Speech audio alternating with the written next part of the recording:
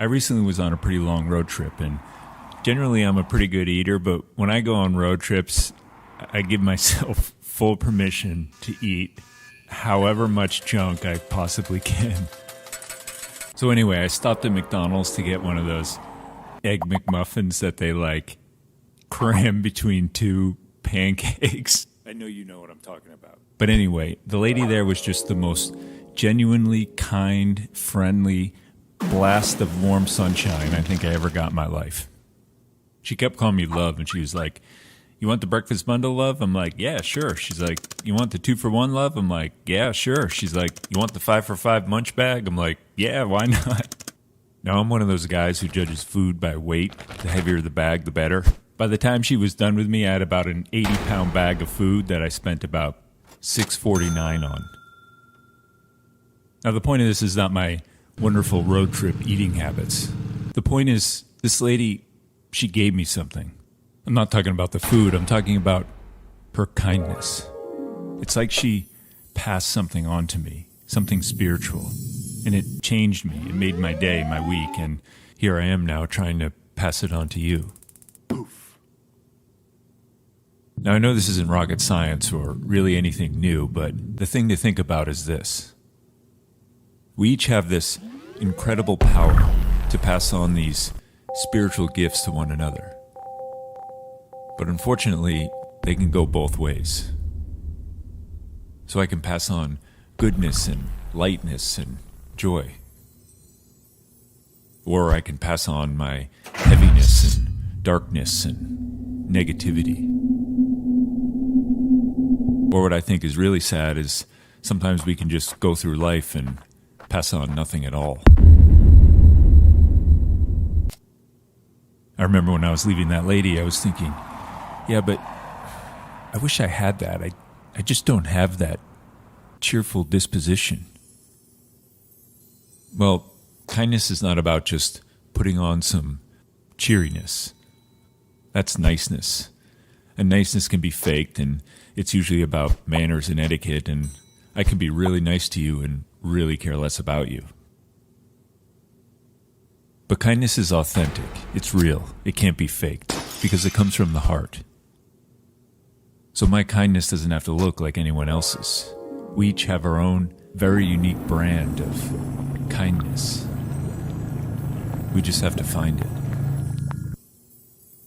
Kindness is simply just about passing on a little bit of myself and my heart to the next person I see.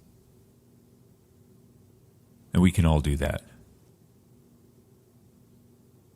Jesus said, whatever's in our heart's going to come overflowing through our mouths. So if you struggle with kindness like I do, then the first place to look is what's going on in my heart. Is it a warm, peaceful place? Or is it cold and hard and cynical and agitated and irritable? Or worse, is it just all about me? If we lean a little more towards B or C, then chances are we could be a nice person, but not a very kind one. So how do we become more kind? Well, first we have to change our hearts. How? For those of us who are Christians, we have to stay close to the source, the heart of all kindness. And then just ask Him, replace my heart with your heart. If we're sincere about it, He'll do it. Over time. And just on the side here, if our walk in faith has not made us more kind, then we're missing something.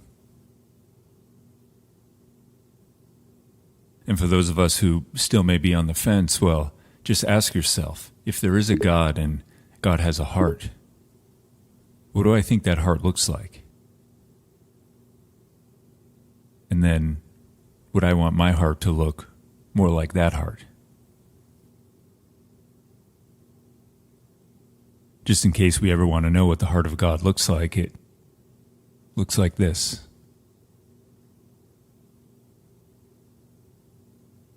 And finally, a simple thing we can all do is this. Just picture yourself in the shoes of the person you're struggling to be kind to. And then just put them in your shoes and treat yourself however you want to be treated. It's a little cliche, I know, but it works. I read somewhere once that most of the happiness and most of the sadness in the entire world is caused by how we treat one another. Think of the power of kindness. So after all that, my very simple thought and image to you is this. The next person I see today, no matter who it is, just ask yourself, what is it I'm passing on to them?